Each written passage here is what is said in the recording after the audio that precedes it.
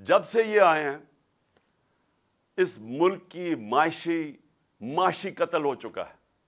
और ये मैं अब नहीं 6 महीने से कह रहा हूं कि अगर ये चोर ऊपर जो मुसल्लत किए गए हैं, अगर आप समझ रहे हैं कि ये किसी मुल्क को बेहतर चला लेंगे, तो इनका 30 साल से ये मुल्क पे हमारे मुल्क के ऊपर हुकूमत कर रही हैं। दोनों जमातें 30 साल से मुल्क पे हुकूमत कर रही हैं।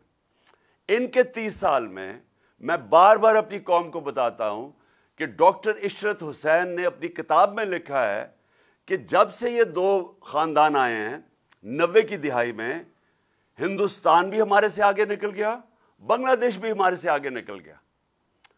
याद रखें कि 90 से पहले पाकिस्तान माशी तौर पे, हर तौर पे बांग्लादेश से भी आगे था, हिंदुस्तान से भी आगे था। लेकिन इन 2 ख़ानदानों के आने के बाद ये अमीर होते गए और कौम मकरूज होती गई। तो हम क्या चाहते हैं? हम चाहते हैं साफ और शफाफ इलेक्शन हो, एक नई गवर्नमेंट आए, ताकि सियासी इस्तेकाम से हमारी माशत में इस्तेकाम आए। पॉलिटिकल स्टेबिलिटी होगी तो माशी तौर पर स्टेबिलिटी होगी। बोल ने हमेशा हक और सदाकत का साथ दिया, सच के साथ खड़ा रहा।